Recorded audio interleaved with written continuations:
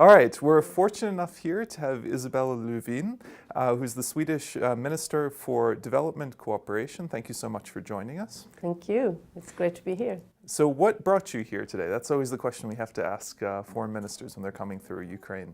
Well, Sweden has a quite extensive development cooperation program with Ukraine. So this is my first visit to Ukraine, and I've visited the city of Zhytomyr today. It was a big meeting there around energy efficiency, and this is an area where Sweden is really active on making showing and sharing our experiences on how you can actually save a lot of energy. You know that the Ukrainians are using 3 times more energy per person than the average European Union citizen. Which is very interesting because it comes from the Soviet model, and when there was, more or less free or heavily subsidized energy coming from Russia, that was an option economically for Ukraine, if not a very good one environmentally. And so that's all trying to change. What sort of projects is Sweden supporting in Ukraine to try and change that? Well, I visited, for instance, a school where we've done a project with insulation and a lot of switching the windows. But most importantly, they are receiving a loan, and with the savings it's 60% or even more less spending on electricity and on heat for those schools. They can pay back the loan in 4 years' time, and then it's just savings. So it's a very, very positive way to show how we can make concrete difference on the ground. And of course, those money can be used, it could be spent much, much better. So the subsidies that you're mentioning, which is kind of a relic from the Soviet times, they are actually crowding out, they're hindering other types of reforms that could be used for all that money. These problems are truly global.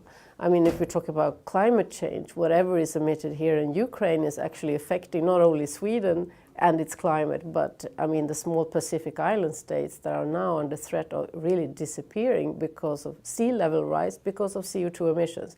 I know that here in Ukraine, maybe the first concern is not about climate change when it comes to the dependence on imported gas.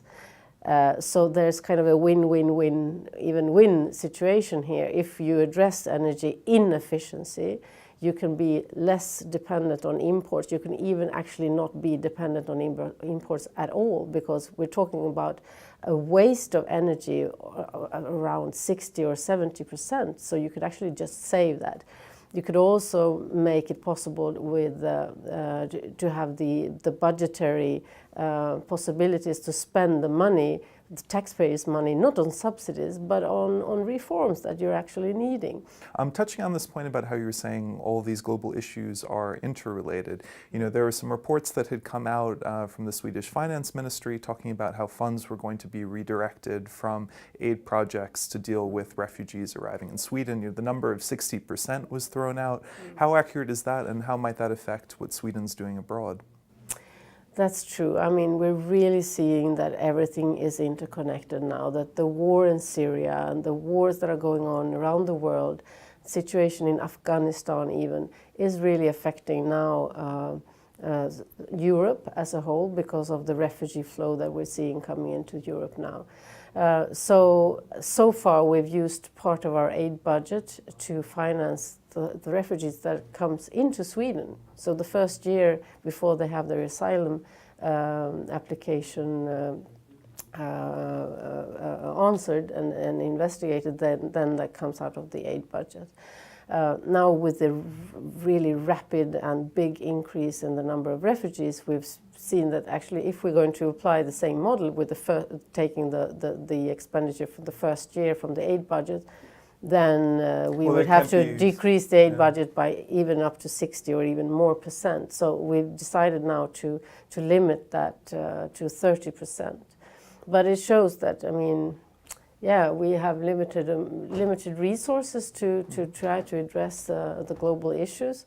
However, we're all kind of impacted whatever goes on in the world. So security is a global common good. We need to really we need to be active on that and try to prevent conflicts from arising. And I did want to ask one other question to turn in a different direction. Post-Maidan, you've had many Ukrainian journalists go into parliament. You yourself are a former journalist, or maybe you consider yourself a current journalist, having done a lot of investigations into fisheries and politics connected to that. I mean, what's your feeling about journalists going into politics? In Ukraine, there is a lot of concern that it kind of leaves civil society without some of its key voices. Could be, but I mean, I think it's good that from any profession that you enter into politics, not just journalists. I know it's kind of more common maybe, but I think it's important that politicians is not a profession. I think it's really devastating for the trust between citizens and its elected citizens, is that though the politicians seem to be kind of a professional, just a profession such as any other, where you start when you're like 13 or 15 years old and then you go on with your whole life. I think you can do it for a time of your life. When you feel that you have something to contribute with. And that was my feeling at a certain point. I was 46 when I got into politics. That's not very common in Sweden. Normally you become a politician at a very early age, and then you stay in politics for the rest of your life.